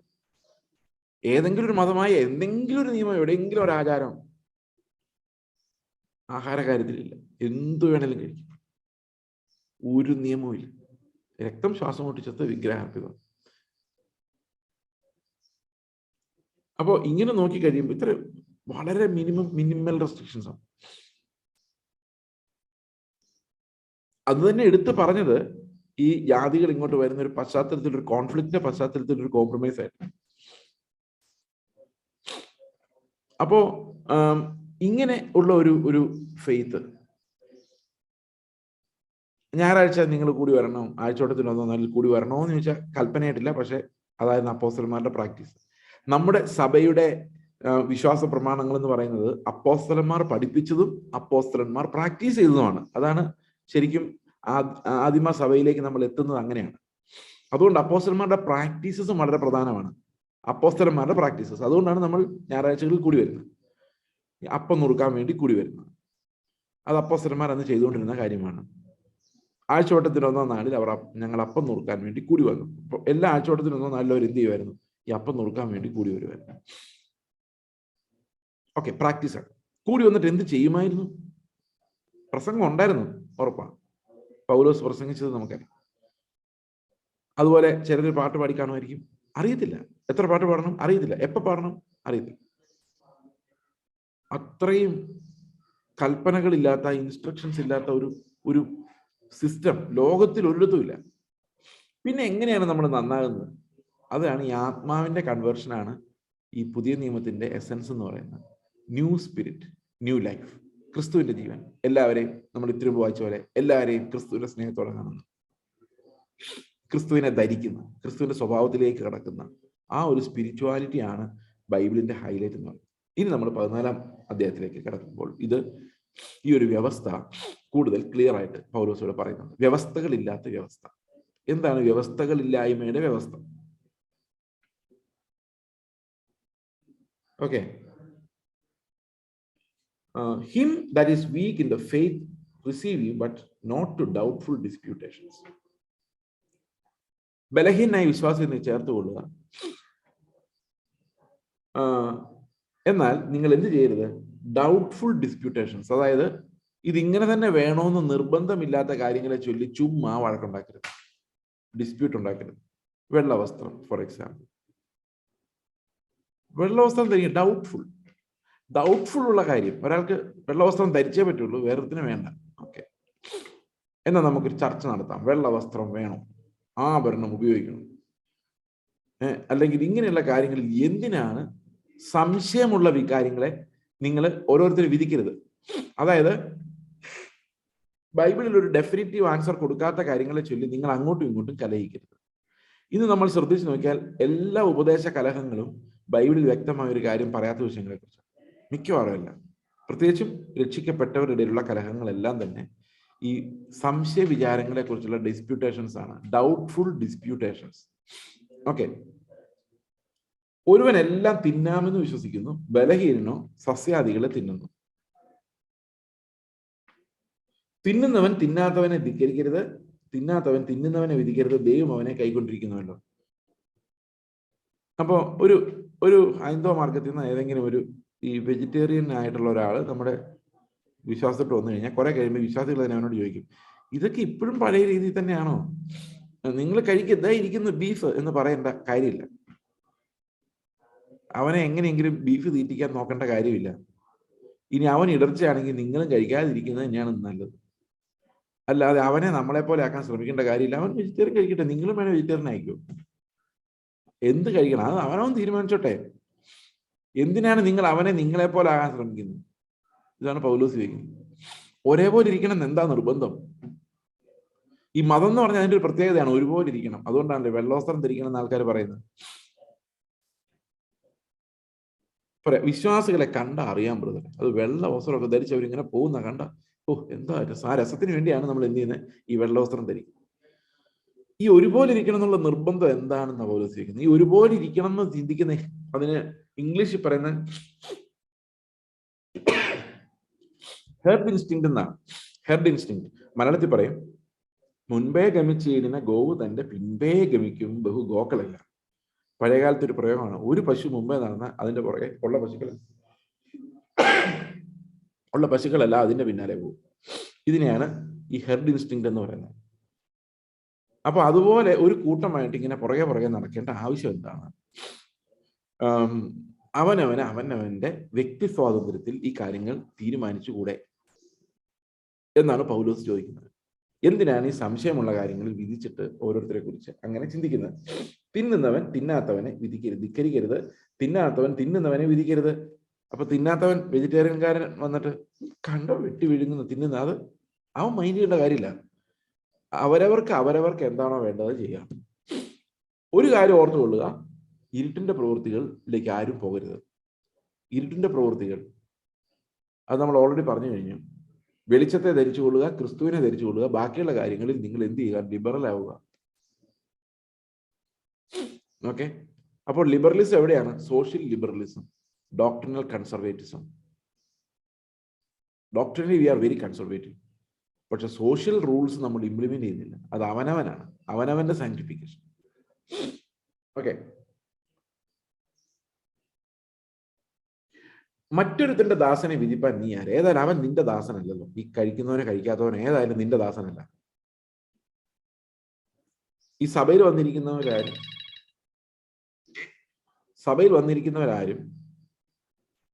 നിങ്ങളുടെ ദാസന്മാരല്ല. അവര് വേറൊരാളുടെ ദാസന. ആരുടെ ദാസന്? ക്രിസ്തുവിന്റെ ദാസന. ക്രിസ്തുവിന്റെ ദാസന എങ്ങനെ വേണമെന്നുള്ള കാര്യം കർത്താവ് തീരുമാനിച്ചോളൂ. ഓക്കെ, അവൻ നിൽക്കുന്നതോ വീഴുന്നതോ സ്വന്തം യജമാനൻ അത്രേ. അവൻ നിൽക്കും താനും അവനെ നിൽക്കുമാറാക്കുവാൻ കർത്താവിന് കഴിയുമല്ലോ. അപ്പൊ ഈ കഴിക്കുന്നവനും കഴിക്കാത്തവനൊക്കെ നിർത്തുമാറാക്കുന്നത് ആരാണ്? അവൻ നിന്നാലും വീണാലും ഇനി തിന്ന് വീണൂന്ന് നിങ്ങൾ വിഷമിക്കണ്ട. ഓക്കെ, തിന്നാതെ വീണു നിങ്ങൾ വിഷമിക്കണ്ട. കാരണം അവനെ നിർത്തുന്നതും അവൻ നിൽക്കുന്നതും ഒക്കെ അവന്റെ യജമാനു വേണ്ടിയാണ്. അത് അവൻ നിന്നോളും വീണോളും, അല്ലെങ്കിൽ അവന്റെ യജമാനൻ അവനെ കാത്തോളും. നിന്നെ കാക്കാൻ യജമാനന് പറ്റുമെങ്കിൽ ആ യജമാനൻ അവനെ വീഴാതെ നോക്കാൻ പറ്റും. അതുകൊണ്ട് ഇങ്ങനെയുള്ള ചെറിയ കാര്യങ്ങളെ കുറിച്ച് നിങ്ങൾ വിധിക്കരുത് എന്ന് പറയുന്നു. അപ്പൊ നമ്മൾ പറയും ഇങ്ങനെയൊക്കെ തിന്നതെന്നാണ് ഓരോരുത്തർ, അങ്ങനെ പറയേണ്ട കാര്യമില്ല. അത് അവന്റെ യജമാനൻ നോക്കിയോളും. ഓക്കെ, ഇനി വേറൊരു പ്രശ്നം ഇവിടെ പറയുന്ന ഒരു കാര്യം കൂടെ നമ്മൾ ശ്രദ്ധിക്കണേ. മറ്റൊരുത്തന്റെ ദാസനെ വിധിപ്പാൻ നീ ആര്? അവൻ നിൽക്കുന്നതോ വീഴുന്നതോ സ്വന്തം യജമാനൻ അത്രേ. അടുത്ത വാക്യം എന്താ അറിയാം? അവൻ നിൽക്കും താനും. അവൻ അങ്ങനെ വീഴുമെന്ന് നീ വിചാരിക്കണ്ട. അതിന്റെ കാരണം എന്താണെന്ന് വെച്ച് കഴിഞ്ഞാൽ അവനെ നിൽക്കുമാറാക്കാൻ കർത്താവിന് കഴിയുമല്ലോ. എത്ര ഭയങ്കര വാക്യമാണ്. നമ്മൾ നിൽക്കുവോ വീഴുവോ? നമ്മൾ നിൽക്കുവോ വീഴുവോ? പറ. നമ്മുടെ ഈ തിയോളജി മുഴുവൻ മറ്റുള്ളവരെ കുറിച്ചുള്ള ഡൗട്ട്സാ. അവൻ നിൽക്കുവോ ബ്രദറെ? ഞാൻ നിൽക്കും. നിങ്ങൾ ഇങ്ങനെ പ്രസംഗിച്ചാൽ അവൻ നിൽക്കുവോ? അതാണ് ഈ അവൻ നിൽക്കുവോ എന്നുള്ള ചോദ്യം വിട്ടേക്ക്. കാരണം അവനെ നിൽക്കുമാറാക്കാൻ ആരെ കൊണ്ട് പറ്റും? അവന്റെ യജമാനെ കൊണ്ട് പറ്റും. അതുകൊണ്ട് ചിലർ പറയുന്നതാണ്, ഈ ജെയ്സ് പാസ്റ്റർ പറയുന്ന പോലെ പറഞ്ഞു കഴിഞ്ഞാൽ ചിലരിങ്ങനെ വിചാരിക്കും എപ്പോഴും പാപം ചെയ്ത് ജീവിക്കാം. ചില ആൾക്കാർ, ചിലരെ കേട്ടോ, ഞാനല്ല, ഞാൻ അങ്ങനെ വിചാരിക്കൊന്നുമില്ല, ഞാൻ നിൽക്കും. ഈ ചിലര് അവരങ്ങനെ ചിന്തിക്കും. സഹോദരങ്ങളെ, അവരെ നിർത്താനും അവരുടെ യജമാനന് പറ്റും അല്ലേ? നമ്മൾ നിൽക്കുന്നത് എന്തുകൊണ്ടാണ്? നമ്മുടെ യജമാനൻ നമ്മളെ നിർത്തുമാറാക്കുന്നത് കൊണ്ടാണ്. അപ്പൊ മറ്റുള്ളവരുടെ, ഇപ്പൊ ഞാൻ നിൽക്കുന്നത് എങ്ങനെയാന്ന് എനിക്ക് മാത്രം അറിയത്തുള്ളൂ. അത് യജമാനൻ നിർത്തുന്നതുകൊണ്ട് മാത്രമാണ് ഞാനുള്ളത്.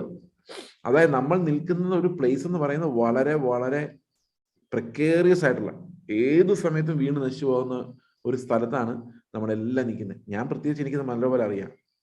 പക്ഷെ ഞാൻ നിൽക്കുന്ന കർത്താവിനെ കൊണ്ട് മാത്രമാണ്.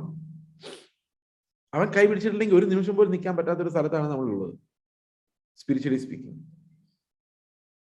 ഓക്കെ, അപ്പൊ മറ്റുള്ളവരെ കുറിച്ചുള്ള നമ്മുടെ ആങ്സൈറ്റിയാണ് പല തിയോളജിയുടെയും പുറകിലുള്ളത്.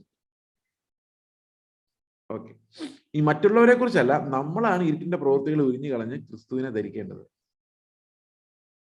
നമ്മളെ അത് ജയിപ്പിക്കാൻ ദൈവത്തിന് അറിയാം. അത് അങ്ങനെ പറഞ്ഞു കഴിഞ്ഞാൽ ദൈവം ചെയ്യിപ്പിച്ചോളെന്നും പറഞ്ഞുകൊണ്ട് കാലം നീട്ടിയിരിക്കരുത്. അത് നമ്മുടെ അധ്വാനം തന്നെയാണ്.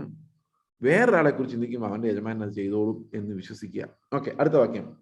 ഒരുവൻ ഒരു ദിവസത്തേക്കാൾ മറ്റൊരു ദിവസത്തെ മാനിക്കുന്നു, വേറൊരുവൻ സകല ദിവസങ്ങളെ മാനിക്കുന്നു. ഒരാൾ ബർത്ത്ഡേ ആഘോഷിക്കുന്നു. ഞങ്ങളുടെ ചർച്ചിൽ ബർത്ത്ഡേ ആഘോഷമൊന്നും പറ്റത്തില്ല കേട്ടോ. വേണ്ട, അവൻ ആഘോഷിച്ചോട്ടെ. അതിന് നിങ്ങൾക്ക് എന്നാ? അതൊന്നും ശരിയാവത്തില്ല, അതൊന്നും നല്ല ശീലമല്ല. ആയിക്കോട്ടെ, അവൻ ചെയ്തോട്ടെ. ഒരു ദിവസം അവന് മറ്റു ദിവസങ്ങളെ ശ്രേഷ്ഠമായിട്ട് തോന്നും, കേക്ക് മുറിക്കട്ടെ. ഈ മറ്റേ വെറിക്കൂത്തുകളിലോട്ടൊന്നും പോകലെന്നാ. ഇനി ന്യൂ ഇയർ ഡിസംബർ 31 രാത്രി 12 മണിയാവുമ്പോൾ എന്തോ സംഭവിക്കുന്നു എന്ന് ചിലർ വിചാരിക്കട്ടെ. സഭയായിട്ട് നമ്മൾ എന്തായാലും അങ്ങനെ ഒന്നും വിചാരിക്കാൻ പോകുന്നില്ല. ഇനി അത് ഓരോ വ്യക്തിക്ക് അങ്ങനെ ചിന്തിക്കണമെങ്കിൽ ചിന്തിച്ചോട്ടെ. ജനുവരി 31 ആരെങ്കിലും പ്രാർത്ഥിച്ച് കർത്താവേ അടുത്ത മൊമെന്റ് നീ പ്രവർത്തിക്കാൻ പോകുന്നതിനെ സ്വന്തം എന്ന് പറഞ്ഞ് നമുക്ക് എന്നാ കുഴപ്പം? Let him. അപ്പോൾ ഇങ്ങനെയുള്ള കാര്യങ്ങളിൽ നമ്മളൊരു ഡിസ്പ്യൂട്ടിന്റെ കാര്യമില്ല. ഇങ്ങനെയുള്ള കാര്യങ്ങളിൽ നമ്മൾ തർക്കിക്കരുത്. ആവശ്യമില്ലാത്ത കാര്യങ്ങളിൽ നമ്മൾ തർക്കിച്ച് മനുഷ്യരെ കുഴപ്പത്തിലാക്കരുത് എന്ന് ഈ വാക്യങ്ങൾ നമ്മളെ പഠിപ്പിക്കും. നമ്മുടെ തർക്കങ്ങളൊന്ന് പരിശോധിച്ച് എനിക്കറിയാം, മിക്കവാറും എല്ലാം ഇങ്ങനെ ഗുണമില്ലാത്ത വിഷയം. അതായത് ഒന്നും നേടാനില്ലാത്ത വിഷയങ്ങളെ കുറിച്ചാണ് തർക്കങ്ങൾ. ഓക്കെ, ഓരോരുത്തരും താന്താന്റെ മനസ്സിൽ ഉറച്ചിരിക്കട്ടെ. ഒരു ബർത്ത്ഡേ കഴിഞ്ഞാൽ അടുത്ത ബർത്ത്ഡേക്കായി കാത്തിരിക്കുന്നവരെ നിങ്ങൾ അങ്ങനെ തന്നെ ഇരുന്നോ, ഒരു കുഴപ്പമില്ല. പക്ഷെ ഞങ്ങൾ അങ്ങനെ ചെയ്യുന്നില്ല. ഓക്കെ, അടുത്തത്, ദിവസത്തെ ആദരിക്കുന്നവൻ കർത്താവിനായി ആദരിക്കുന്നു, തിന്നുന്നവൻ കർത്താവിനായി തിന്നുന്നു. അവൻ ദൈവത്തെ സ്തുതിക്കുന്നുവല്ലോ. സ്തുതിക്കുന്നുണ്ടോ തിന്നുന്നതിന് മുമ്പ്? ഇപ്പോൾ പൗലോസ് പറയാം, എന്തായാലും തിന്നുമ്പോൾ ദൈവത്തെ സ്തുതിച്ചിട്ടാ തിന്നുന്നേ. അവൻ തിന്നുവാണെങ്കിലും ദൈവത്തെ സ്തുതിച്ചിട്ട് തിന്നുന്നത്. അപ്പൊ എന്തായാലും ദൈവത്തെ സ്തുതിച്ചിട്ടാണല്ലോ, അപ്പൊ കർത്താവിന് വേണ്ടിയാണല്ലോ തിന്നുന്നത് അല്ലേ? ആണോ? തിന്നാത്തവൻ കർത്താവിനായി തിന്നാതിരിക്കുന്നു, അവനും ദൈവത്തെ സ്തുതിക്കുന്നു. അപ്പൊ ഇതെല്ലാം എന്താ പറയുന്നത്? തിന്നുന്നുണ്ടോ തിന്നുന്നില്ലേ? അപ്പൊ ഈ ക്രിസ്ത്യൻ തോട്ട് പ്രോസസ് നമുക്ക് മനസ്സിലാവുന്നല്ലോ, പൗലോസിന്റെ തോട്ട് പ്രോസസ്. ഇതിനെക്കുറിച്ചൊന്നും നിയമങ്ങൾ ഉണ്ടാക്കരുത്. എത്ര മോഡേൺ അല്ലേ ശരിക്കും ക്രിസ്ത്യാനിറ്റി? എത്ര മോഡേൺ! നമുക്ക് ഇന്നും അതുപോലെ മോഡേൺ ആവാൻ പറ്റുന്നില്ല. നമ്മുടെ മൈൻഡ് ഇപ്പോഴും പാറ്റേൺസിന് അന്വേഷിച്ചുകൊണ്ടിരിക്കും. ഞങ്ങളുടെ സഭയിൽ ഇങ്ങനെ ബ്രദറെ, ഞങ്ങളുടെ സഭയിലെല്ലാം വെള്ളേതായിരിക്കുള്ളൂ ബ്രദർ. ആ പാറ്റേൺ അന്വേഷിച്ചുകൊണ്ടിരിക്കുക. പൗലോസ് പറയും, വിട്ടുകള ഗുണമില്ലാത്ത പാറ്റേണുകൾ, എന്നിട്ട് ക്രിസ്തുവിനെ ധരിക്കുക. ബാക്കിയുള്ളത് വിട്ടുകള. They are all doubtful disputations. Don't engage in doubtful disputations and condemn and judge your brother. Okay, നമ്മിൽ ആരും തനിക്കായി തന്നെ ജീവിക്കുന്നില്ല, ആരും തനിക്കായി തന്നെ മരിക്കുന്നതുമില്ല. നമ്മൾ ജീവിച്ചാൽ അത് ക്രിസ്തുവിനെ, മരിച്ചാൽ അത് ക്രിസ്തു. ഓക്കെ. തിന്നുന്ന ദിവസത്തെ ആദരിക്കുന്നവൻ കർത്താവിനെ ആദരിക്കുന്നു, തിന്നുന്നവൻ കർത്താവിനായി തിന്നുന്നു, അവൻ ദൈവത്തെ സ്തുതിക്കുന്നുവല്ലോ. തിന്നാത്തവൻ കർത്താവിനായി തിന്നാതിരിക്കുന്നു, അവനും ദൈവത്തെ സ്തുതിക്കുന്നു. വളരെ പ്രധാനപ്പെട്ട പാഠമാണ് ഇതൊക്കെ. ഓക്കെ. നമ്മിൽ ആരും തനിക്കായി തന്നെ ജീവിക്കുന്നില്ല, ആരും തനിക്കായി തന്നെ മരിക്കുന്നതുമില്ല. ജീവിക്കുന്നുവെങ്കിൽ നാം കർത്താവിനായി ജീവിക്കുന്നു, മരിക്കുന്നുവെങ്കിൽ കർത്താവിനെ മരിക്കുന്നു. അതുകൊണ്ട് ജീവിക്കുന്നുവെങ്കിലും മരിക്കുന്നുവെങ്കിലും നാം കർത്താവിനുള്ളവർ തന്നെ. ഓക്കെ. അതുകൊണ്ട് ഒരാൾ തിന്നാലും തിന്നില്ലെങ്കിൽ, ഒരു ദിവസത്തെ പ്രധാനമായി ആചരിച്ചാലും ആചരിച്ചില്ലെങ്കിൽ, ഇവരെല്ലാം കർത്താവിനുള്ളവരാണ്. ഈ കർത്താവിനുള്ളവൻ എന്നുള്ളൊരു ഐഡന്റിറ്റിയാണ് ക്രിസ്തുവിനെ ധരിച്ചവൻ എന്നുള്ളത് കൊണ്ട് നമ്മൾ ഉദ്ദേശിക്കുന്നത്. നമ്മൾ ജീവിക്കുന്നതും ക്രിസ്തുവിനാണ്, മരിക്കുന്നതും ക്രിസ്തുവിന് വേണ്ടിയാണ്. ഓക്കെ. മരിച്ചവർക്കും ജീവിച്ചിരിക്കുന്നവർക്കും കർത്താവാകേണ്ടതിനല്ലോ ക്രിസ്തു മരിക്കുകയും ഉയർക്കുകയും ചെയ്തത്. ഈ ശരിക്കും നമ്മൾ പഴയ നിയമം ഒരു വാക്യങ്ങൾ കോട്ട് ചെയ്തിട്ടാണ് യാക്കോബക്കാരെയൊക്കെ നേരിടുന്നത്. മരിച്ചവരും പൊടിയിലിറങ്ങിയവരും ആരും കർത്താവിനെ സ്തുതിക്കുന്നില്ല. ഇത് നമ്മൾ യാക്കോബക്കാരോട് പറയുന്നത് എന്തിനാണെന്നറിയാം? മരിച്ചവർക്ക് വേണ്ടിയുള്ള പ്രാർത്ഥനയൊക്കെ പറയുന്നത് പറയും, മരിച്ചവരും പൊടിയിലിറങ്ങിയവരും. പ്രിയ സഹോദരങ്ങൾ, അങ്ങനെയല്ല ബൈബിൾ പറയുന്നത്. മരിച്ചവരാരും കർത്താവിന്റെ സന്നിധി മരിക്കുന്നില്ല. യേശു കർത്താവ് പറഞ്ഞൊരു കാര്യമുണ്ട്, ജീവിക്കുന്നവരുടെ ദൈവമാണല്ലോ യഹോവ.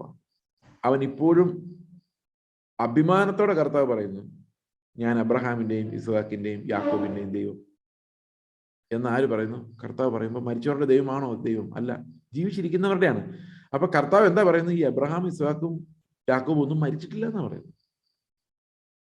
അതുപോലെ തന്നെ കർത്താവിന്റെ അദൃശ്യ സഭ എന്ന് പറയുന്നത്, ആരെല്ലാം യേശു ക്രിസ്തുവിനെ സ്വീകരിച്ചോ, ആരെല്ലാം ക്രിസ്തുവിനെ ധരിച്ചിട്ടുണ്ടോ, ആരുടെ എല്ലാം ഉള്ളിൽ ആത്മാവുണ്ടോ, അവരെല്ലാവരും ചേരുന്നതാണ് അദൃശ്യ സഭ. കുറെ കഴിയുമ്പോൾ ഞാൻ മരിച്ചു പോകും, എങ്കിലും ഈ അദൃശ്യ സഭയിൽ ഞാൻ ഇല്ലാതായി പോകുന്നില്ല. ആ കെട്ടിടം പണി അവസാനം വരെ പൂർത്തിയാകുന്ന കെട്ടിടം പണി ആ അദൃശ്യ സഭയിൽ ജീവിച്ചിരിക്കുന്നവരും മരിച്ചിരിക്കുന്നവരും അംഗങ്ങളാണ്. അപ്പൊ നിങ്ങൾ ചോദിക്കും, എന്നാ പിന്നെ മരിച്ചവർക്ക് വേണ്ടി പ്രാർത്ഥിച്ചുകൂടെ? പറ്റത്തില്ല. അതിന്റെ കാരണം എന്താണെന്ന് വെച്ച് കഴിഞ്ഞാൽ, ഈ മരിക്കുക എന്ന് പറഞ്ഞാൽ അതിന്റെ അർത്ഥം ഈ ലോക വ്യവഹാരങ്ങളിൽ നിന്ന് ദൈവം അയാളെ റിട്ടയർ ചെയ്യിപ്പിച്ചിരിക്കുന്നതാണ്. അതായത് ഇനി ഈ ലോകത്തിന്റെ കാര്യങ്ങളിൽ ഇടപെടാൻ അവന് അധികാരമില്ല. ഇപ്പൊ ഒരു കാര്യം ആലോചിച്ചു, അന്തോണീസ് പുണ്യാളന്റെ കഷ്ടപ്പാട് നിങ്ങൾ ആലോചിച്ചിട്ടുണ്ട്? ഞാൻ എപ്പോഴും ആലോചിക്കാറുണ്ട് അന്തോണീസ് പുണ്യാളന്റെ കഷ്ടപ്പാട്, എല്ലാ പുണ്യാളന്മാരെ കാലം വെച്ച്. കാരണം ഈ അന്തോണീസ് പുണ്യാളന്റെ ചുമതലയാണ് കാണാതെ പോയ സാധനങ്ങൾ കണ്ടുപിടിച്ചു കൊടുക്കുക. അവിടെ പാവം സ്വസ്ഥമായിട്ട് കർത്താവിന്റെ അടുത്ത് ഇരിക്കാൻ സമ്മതിക്കാതെ ഇവിടെ നമ്മുടെ ഓരോ സാധനം കാണാതെ പോകുമ്പോൾ അത് അന്വേഷിച്ച് ആര് നടക്കണം? ഇതാണ് ഈ മരിച്ചവരെ കോൺടാക്ട് ചെയ്യുമ്പോൾ ഉള്ള പ്രോബ്ലം. ഗീവർഗീസ് പുണ്യാളനാണ് പാമ്പിനെ പിടിക്കാൻ നടക്കുന്നത്. നമ്മളവരെ വിശ്രമം അനുവദിക്കുന്നില്ല. ഇവരൊന്നും ജീവിച്ചിരുന്നവരാണെന്ന് തന്നെ അറിയത്തില്ല കേട്ടോ. ഞാൻ പറഞ്ഞത്, ഒരു വിശുദ്ധ ജീവിതം നയിച്ച ഒരാളുണ്ടെങ്കിൽ അവർ വീണ്ടും വീണ്ടും മരിച്ച ശേഷവും ഈ ലോകത്തിലെ വ്യവഹാരങ്ങൾ ശ്രദ്ധിക്കുന്നതില്ല. അവർക്ക് അതിനുള്ള കണ്ണില്ല, മൂക്കില്ല, വായില്ല. നമ്മൾ പ്രാർത്ഥിച്ചാൽ കേൾക്കാൻ അവരെ കൊണ്ട് പറ്റത്തില്ല. അവർ ആത്മാവിൽ കർത്താവിൽ വിശ്രമിക്കുകയാണ് അവരുടെ ആത്മാവ്. അവരെങ്ങനെയാണ് ഈ ഭൂമിയിലെ കാര്യങ്ങൾ അറിയുന്നത്? ഓക്കെ, അത് ദൈവം അനുവദിച്ചാൽ മാത്രമേ ഇങ്ങനെയുള്ള കാര്യങ്ങളെ കുറിച്ച് അവർക്ക് കൺസേൺഡ് ആകാൻ പോലും പറ്റുള്ളൂ.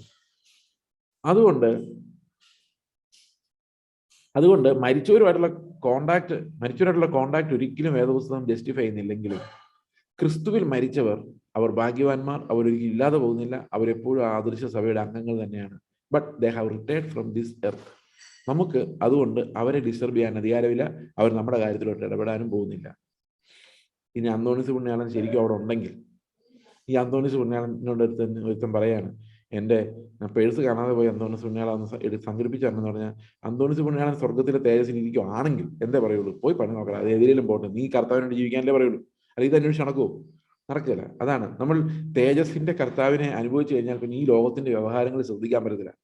അതുകൊണ്ട് തന്നെ ഈ മരിച്ചവർ എന്തിനാണ് അവരോട് മരിക്കാൻ കർത്താവ് ആവശ്യപ്പെടുന്നത്? മരിക്കുന്നത് നമ്മൾ ഇന്ന് അകറ്റിക്കൊണ്ട് പോകാൻ വേണ്ടിയാണ്, ഈ ലോകത്തിന്റെ കൺസേണിൽ നിന്ന് കട്ടാകാൻ വേണ്ടിയാണ്. അതുകൊണ്ടാണ് വി കനോട്ട് കോണ്ടാക്ട് ദം എന്ന് പറയുന്നത്, അല്ലാതെ അവർ ജീവനില്ലാത്തവരായതുകൊണ്ടാണ്. ഓക്കെ, അപ്പൊ ജീവിച്ചാൽ നമ്മൾ കർത്താവിനായിട്ട് ജീവിക്കുന്നു, മരിച്ചാൽ നമ്മൾ കർത്താവിനായിട്ട് മരിക്കുന്നു. ജീവിച്ചിരിക്കുന്നവരുടെയും മരിച്ചവരുടെയും കർത്താവാണ് ആര്? യേശു ക്രിസ്തു. അതിനുവേണ്ടിയാണ് അവൻ മരിച്ചു ഉയർത്തെഴുന്നേറ്റത് എന്ന് പൗലോസ് പറയുന്നു. അപ്പോൾ ഇതിൽ എന്താ? ഓക്കെ,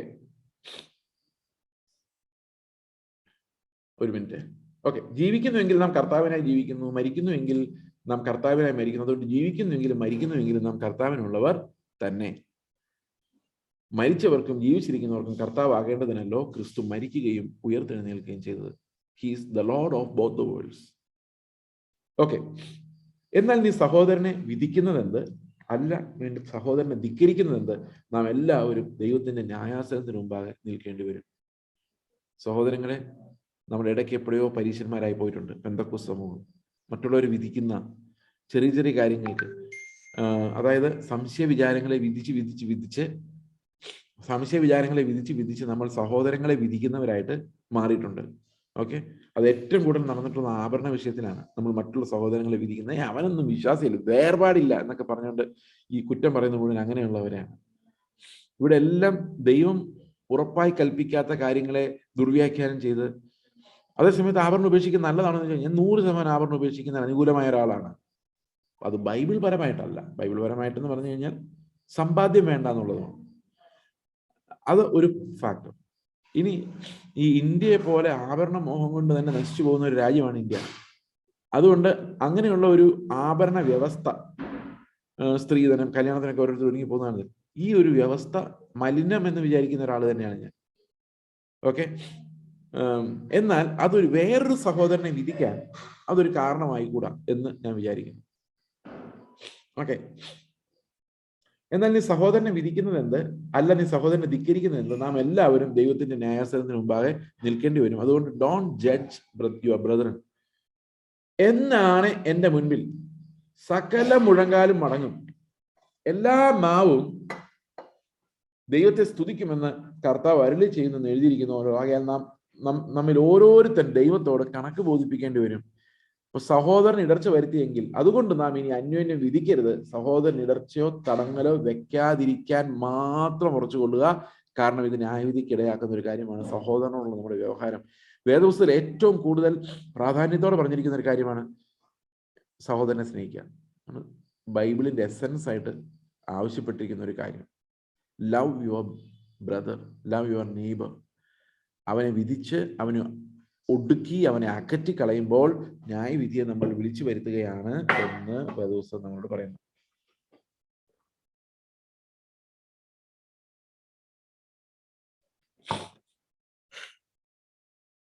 അതുകൊണ്ട് നാം ഇനി അന്യോന്യം വിധിക്കരുത്. സഹോദരന് ഇടർച്ചയോ തടങ്ങലോ വെക്കാതിരിപ്പാൻ മാത്രം ഉറച്ചുകൊള്ളുവിൻ. അപ്പൊ നമ്മൾ എന്ത് ചെയ്താലും എന്ത് ചെയ്യരുത്, ഈ സഹോദരന് ഒരു ഇടർച്ചയാകരുത് എന്നുള്ളതാണ്.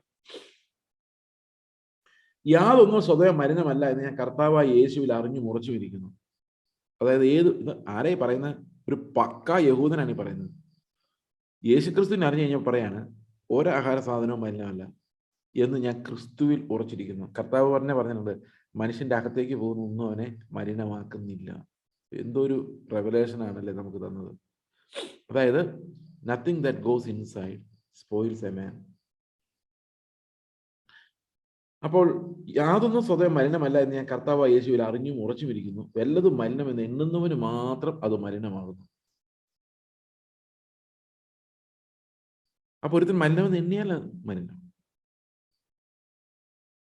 നിന്റെ ഭക്ഷണം നിമിത്തം നീ സഹോദരനെ വ്യസനിപ്പിച്ചാൽ നീ സ്നേഹപ്രകാരം നടക്കുന്നില്ല. ആർക്കു വേണ്ടി ക്രിസ്തു മരിച്ചോ അവനെ നിന്റെ ഭക്ഷണം കൊണ്ട് നീ നശിപ്പിക്കരുത്. എത്ര ഭയങ്കര! എനിക്ക് ക്രിസ്ത്യാനിറ്റിയോടുള്ള, ക്രിസ്തുവിന്റെ ഉപദേശങ്ങളോടുള്ള ഭയങ്കരമായ സ്നേഹം എന്ന് പറയുന്നത് ഇതിനകത്ത് ഈ ഒരു കാര്യമാണ്. Liberal outlook. I'm not upon my brother's head.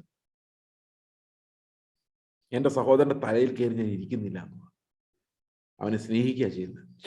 അവന് നിസ്സാരമായ വ്യത്യാസങ്ങളെ നോക്കിയിട്ട് നമ്മൾ എന്താ പറയുന്നത്, അവരെ വിധിക്കുകയല്ല ചെയ്യുന്നത്.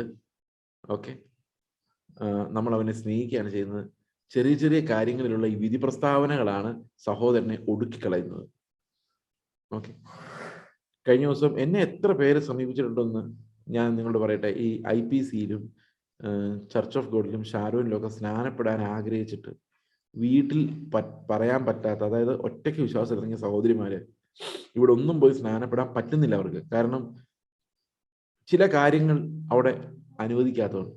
അതുകൊണ്ട് അവര് ഈ തങ്കുബ്രദറിന്റെ അടുത്തൊക്കെ പോയി സ്നാനപ്പെട്ട് പോവാണ്. എന്നിട്ട് അവർ പറയണം, ഇനി എങ്ങനെ ഞങ്ങൾ അതിനകത്ത് വെളി വരുമെന്ന് അറിയാമേ. അവർക്ക് സത്യത്തിൽ ഇഷ്ടമില്ലായിരുന്നു, പക്ഷെ വേറൊരു വഴിയില്ല. അവർക്ക് സ്നാനപ്പെടാനുള്ള കൽപ്പന. ആര് സ്നാനപ്പെടും? അപ്പൊ അത്രയും പേരെ എന്ത് ചെയ്യാം നമ്മള് വിധിച്ച്, ആ വിധി നിൽക്കുന്നത് കൊണ്ട് ഇപ്പൊ അവർക്ക് ഈ ആഭരണം ധരിക്കണമെന്ന് ആഗ്രഹമൊന്നുമില്ല, പക്ഷെ അവരുടെ വീട്ടുകാര് ഒബ്ജക്ഷൻ റേസ് ചെയ്യുന്നത് കൊണ്ട് അവരെ കൊണ്ട് വേറൊന്നും ചെയ്യാൻ പറ്റുന്നില്ല. അപ്പൊ അവർ സ്നാനപ്പെട്ടേ പറ്റുള്ളൂ, അവരുടെ ഉള്ളിലെ നിർബന്ധം. അപ്പൊ അവർ പോയി ഏതെങ്കിലും ന്യൂ ജനറേഷൻ ചർച്ചിൽ പോയി അവർക്ക് പാസ്വേഡ് സ്നാനപ്പെടുത്ത ഇങ്ങ് പോരെ എന്ന് പറഞ്ഞ് മുക്കി വിട്ടു. മുക്കി വിടുമ്പം അവർ ജീവിതകാലത്തേക്കുള്ളൊരു മുക്കാണ് അവർ മുക്കുന്നത്. അവരുടെ അടിമത്തത്തിലേക്ക് ഉള്ളൊരു ഇൻവിറ്റേഷൻ ആണ്. എത്ര പേരാ ഇങ്ങനെ സ്ട്രഗിൾ ചെയ്യുന്നത്? നമ്മൾ ഈ കാര്യങ്ങൾ വെച്ച് വിധിച്ച് ഓക്കെ മനുഷ്യരെ അകറ്റിക്കളഞ്ഞ് എന്നിട്ട് പറയും, അങ്ങനെയുള്ള എത്ര സഭകളുണ്ട് ബ്രദറെ, അവിടെ പോയി സ്നാനപ്പെട്ടോ, ഞങ്ങൾ ഇവിടെ തന്നെ സ്നാനപ്പെടണമെന്ന് എന്താ നിർബന്ധം? എന്നോട് പാസ്റ്റർമാർ ചോദിച്ചിട്ടുള്ള, നിങ്ങൾ എന്തിനാ ഇവിടെ ഈ വടി കുത്തി പിടിച്ച് ഇവിടെ ഇരിക്കുന്നു? അങ്ങനെയാണെങ്കിൽ ഓക്കെ, ഞാനിത് പറയാൻ കാരണം അപ്പോഴും നിങ്ങൾ ചിന്തിക്കരുത് ഞാൻ ആഭരണത്തിന് അനുകൂലമാണെന്ന്. അല്ല, പക്ഷെ സഹോദരനെ നമ്മൾ പരിഗണിക്കേണ്ടത് എത്ര ആവശ്യം എന്നുള്ളത് ഈ വേദപുസ്തകത്തിലെ വചനത്തിന്റെ പ്രകാരം ഓർമ്മിപ്പിക്കുക മാത്രമാണ് ചെയ്യുന്നത്. ഓക്കെ,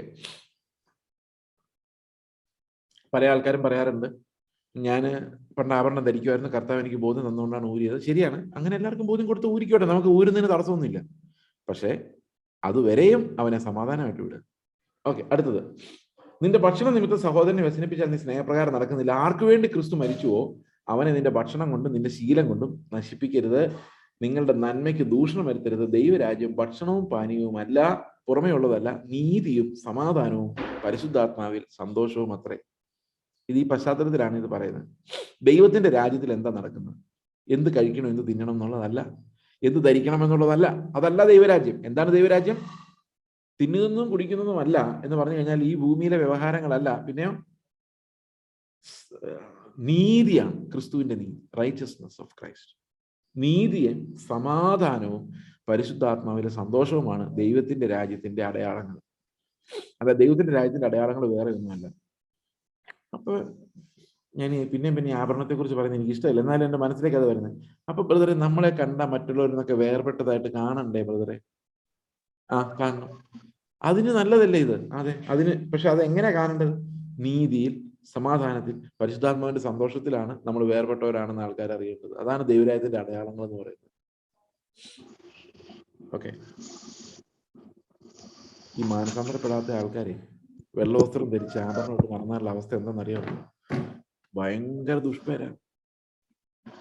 ഈ വെള്ള ജുബായി വിട്ട് ക്ലീൻ ഷേവ് ചെയ്ത് ഒരു കറുത്ത ബൈൻഡുള്ള ബുക്കും പിടിച്ചിട്ട് ഈ KSRTCയുടെ വണ്ടിയുടെ ജനലിൽ കൂടെ ചാടി കയറുമ്പോൾ ആൾക്കാർ ഒരു പെന്തക്കോസ്തുകാരൻ പോകുന്ന പോക്ക് ഉണ്ടാവും എന്ന് അവിടെ ഇരുന്ന് ആൾക്കാർ പറയുന്നുണ്ട്. അവൻ പാവമൊന്നും ചെയ്യുന്നില്ലെന്ന് ചോദിച്ചാൽ ഉണ്ട്. ക്യൂ ലംഘിച്ച് അവിടെ നിൽക്കുന്നവനെല്ലാം വെട്ടിച്ച് ഇവൻ ഈ പണി ചെയ്യുമ്പോൾ ആൾക്കാർ വിചാരിക്കും, കണ്ടോ അവൻ കയറി പോകുന്നു. ഇപ്പൊ നമ്മൾ ക്രിസ്തുവിനെ പോലെ ആകാനുള്ളവര് ഈ നാട്ടിൽ മുഴുവൻ ദുസ്സാക്ഷ്യം പരത്തുന്നത് നിങ്ങൾ റോഡിൽ കൂടെ ഇറങ്ങി നടന്നു കഴിഞ്ഞത് മനസ്സിലാവും. ഇവരെ കാണുമ്പോഴേ ആൾക്കാർ മാർക്ക് ചെയ്യും, കണ്ടതേ പോകുന്ന വിശ്വാസി. അപ്പൊ അവരെന്തെങ്കിലും തെറ്റ് ചെയ്യുന്നുണ്ടോ നോക്കിക്കൊണ്ടിരിക്കും മുഴുവൻ.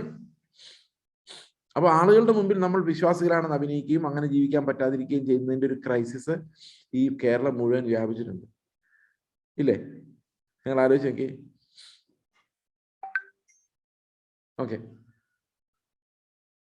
ദൈവരാജ്യം ഭക്ഷണം പാനീയവുമല്ല, നീതി സമാധാനം പരിശുദ്ധാത്മാവും സന്തോഷവും. ഇത് നമ്മളൊരു വിശദീകരിക്കേണ്ട ഒരു വാക്യമല്ല കേട്ടോ. ദൈവരാജ്യത്തെ കുറിച്ചുള്ള ഒരു തിയറി അല്ല ഇത്. ഇത് ശരിക്കും പൗലോസ് പറയുന്നത് ദൈവരാജ്യമാണ് എന്നുള്ളത് എങ്ങനെയാണ് മനസ്സിലാകുന്നത് എന്ന് പറഞ്ഞു കഴിഞ്ഞാൽ അവിടെ നീതിയും സമാധാനവും പരിശുദ്ധാത്മാവും സന്തോഷവും ഉണ്ടാകും. അതാണ് ദൈവത്തിന്റെ രാജ്യത്തിന്റെ മാർക്കേഴ്സ്. അതേ സമയത്ത് എന്ത് കഴിക്കുന്നു എന്ത് കുടിക്കുന്നു എന്നുള്ളതല്ല. ഇപ്പൊ മറ്റു ചില മതങ്ങൾ, ഇപ്പൊ ഇസ്ലാം മതം നോക്കിക്കഴിഞ്ഞാൽ അവിടെ അതിന് കുറെ മാർക്കേഴ്സ് ഉണ്ട്. അവർ ഇന്ന കാര്യങ്ങൾ ചെയ്യുന്നു എന്നുള്ളതാണ്. നമുക്കതില്ല, നമുക്ക് ആത്മീകമാണിത്. ചിലത് കഴിക്കുന്നു, ചിലത് കഴിക്കുന്നില്ല. ഇതെല്ലാം ഓരോ മതത്തിന്റെയും പ്രത്യേകതകളാണ്. നമുക്ക് അങ്ങനെയൊന്നുമില്ല. ദൈവരാജ്യം ഭക്ഷണവും പാനീയവുമല്ല, നീതിയും സമാധാനവും പരിശുദ്ധാത്മാവിൽ സന്തോഷവും അത്ര. അതിൽ ക്രിസ്തുവിനെ സേവിക്കുന്നവൻ ദൈവത്തെ പ്രസാദിപ്പിക്കുന്നവനും മനുഷ്യർക്ക് കൊള്ളാകുന്നവനും തന്നെ. ആകയാൽ നാം സമാധാനത്തിനും അന്യോന്യം ആത്മീക വർധനയ്ക്കും ഉള്ളതിനെ ശ്രമിച്ചു കൊള്ളുക. ഓക്കെ, അപ്പോൾ അതിൽ നമുക്കിത് അവസാനിപ്പിക്കാൻ പോവുകയാണ് ഞാനിപ്പോൾ. അതിൽ ക്രിസ്തുവിനെ സേവിക്കുന്നവൻ ദൈവത്തെ പ്രസാദിപ്പിക്കുന്നവനും മനുഷ്യർക്ക് കൊള്ളാകുന്നവനും തന്നെ. അപ്പൊ ശരിക്കും ക്രിസ്തുവിനെ സേവിക്കുന്ന ഒരാള് ദൈവത്തെ പ്രസാദിപ്പിക്കുന്നവനാണെന്ന് മാത്രമല്ല, മനുഷ്യർക്കും ഈ സമാധാനം എത്തിക്കുന്നവനാണ്, അവനെ ആശ്വസിപ്പിക്കുന്നവനാണ്. ആകയാൽ നാം സമാധാനത്തിനും അന്യോന്യം ആത്മീക വർധനയ്ക്കും ഉള്ളതിന് ശ്രമിച്ചു കൊള്ളുക. ഭക്ഷണ നിമിത്തം ദൈവനിർമ്മാണത്തെ അഴിക്കരുത്. എല്ലാം ശുദ്ധം തന്നെ, എങ്കിലും ഇടർച്ച വരുത്തുമാർ തിന്നുന്ന മനുഷ്യന് അത് ദോഷമത്രേ. ഇപ്പൊ നമ്മുടെ ഇടയിൽ ഒരാള് ഈ കേരളത്തില് ബീഫ് നിരോധിക്കാന്ന് വിചാരിച്ചു. കർണാടകയിൽ നിരോധിച്ചിട്ടുണ്ട്, ഒത്തിരി സ്ഥലത്ത് നിരോധിച്ചിട്ടുണ്ട്. ബീഫ് എന്ന് പറഞ്ഞു കഴിഞ്ഞാൽ ഈ പശുവിനെ അറക്കുന്നത് നിരോധിച്ചിട്ടുണ്ട്.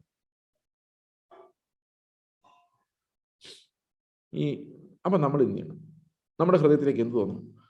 മനുഷ്യന്റെ അവകാശമാണ് ബീഫ് തിന്നുക, അതുകൊണ്ട് ഈ സംഘപരിവാർ അജണ്ടയാണെന്നൊക്കെ പറയേണ്ട കാര്യമൊന്നുമില്ല. വേണ്ട. സഹോദരൻ ഇടർച്ച വരുന്ന ഫുഡ് നമുക്ക് എന്തിന്? അവനത് ഇടർച്ചയാണെങ്കിൽ വേണ്ടെന്ന് വയ്ക്കണം. അയ്യോ അതെങ്ങനെ വേണ്ടെന്ന് വയ്ക്കും. ഇവിടെ പറയുന്ന സഹോദരൻ ഇടർച്ച വരുന്ന ഒരു കാര്യം ചെയ്യാതിരിക്കുന്നതാണ് അവനോടുള്ള സ്നേഹം. ഇപ്പൊ ഞാൻ വിചാരിക്കായിരുന്നു, നമ്മുടെ ഹിന്ദു സഹോദരങ്ങളുടെ സെൻസിറ്റിവിറ്റീസിനെ പ്രമാണിച്ചിട്ട് നമ്മൾ ഇങ്ങനെ പറയാണ്, നിങ്ങൾ കഴിക്കരുതെന്ന് പറയാനുള്ള റൂള് ബൈബിളിലില്ല. ഇങ്ങനെ പറയാം, നിങ്ങൾ കഴിവതും സഹോദരൻ ഇടർച്ച വരുത്താതെ ഇങ്ങനെയുള്ള കാര്യങ്ങൾ ചെയ്യാതിരിക്കുന്നതാണ് നല്ലത് എന്നൊരു അഡ്വൈസ് കൊടുത്തു കഴിഞ്ഞാൽ തന്നെ നമ്മൾ ഒരു സമാധാന വിദേശത്തുണ്ടാക്കും, ഇല്ലേ? ആവശ്യമില്ലാത്ത കാര്യങ്ങളുള്ള വാശി വിട്ടാൽ തന്നെ നമുക്ക് ഈ ദേശത്ത് കുറെ സമാധാനം ഉണ്ടാക്കാം. എന്നാലും അവർ വെടിയും പടക്കമായിട്ട് വരും, കത്തിക്കും, അത് വേറെ കാര്യം. പക്ഷെ നമ്മുടെ ഭാഗത്ത് നിന്ന് ഈ സമാധാനം, മനുഷ്യരോടുള്ള സമാധാനം ആചരിക്കാൻ ഈ ചില കാര്യങ്ങൾ വലിയൊരളവ് വരെ മുമ്പോട്ട് പോകില്ലേ? അപ്പൊ പൗലോസ് പറയുന്നത്, എന്തിനാണ് കുഞ്ഞു കാര്യങ്ങളിൽ നമ്മൾ പിടിവാശി എടുത്ത് മറ്റുള്ളവരെ ശത്രുക്കളാക്കുന്നത്? അവിടെ സമാധാനം വാഴുവാൻ നമ്മൾ എന്ത് ചെയ്യണം? നമുക്ക് നിർബന്ധമില്ലാത്ത കാര്യങ്ങൾ നമുക്ക് വേണ്ടെന്ന് വെക്കാമല്ലോ എന്നാണ്. ഇപ്പൊ ജീസസ് മിഷന്റെ നോർത്ത് ഇന്ത്യയിലുള്ള ഒരു മിഷൻ സ്റ്റേഷനിലും ഒരു ബീഫ് കഴിക്കാറില്ലായിരുന്നു. അത് കിട്ടുമെങ്കിൽ പോലും. അപ്പോൾ അവിടുത്തെ മിഷൻ ലീഡേഴ്സ് പറയുമായിരുന്നു, നമ്മൾ ഈ ജനത്തോടു കൂടെ ജീവിക്കണം, അവർ കഴിക്കണം, അവർ കഴിക്കാത്ത നമുക്ക് വേണ്ട. എനിക്ക് വളരെ മനോഹരമായിട്ട് തോന്നിയൊരു കാര്യമാണ്. നമ്മളൊരു ദേശത്ത് ജീവിക്കുമ്പോൾ ആ ദേശത്തിന് ഇടർച്ച വരുത്തുമാർ തിന്നുന്നവൻ എന്ത് ചെയ്യുന്നു? ഇടർച്ച വരുത്തുമാർ തിന്നുന്ന മനുഷ്യന് അത് ദോഷമാണ്. അടുത്ത വാക്യം പറയുന്നത്, മാംസം തിന്നാതെയും വീഞ്ഞു കുടിക്കാതെയും സഹോദരൻ ഇടർച്ച വരുത്തുന്ന യാതൊന്നും ചെയ്യാതെയും ഇരിക്കുന്നത് നല്ലത്.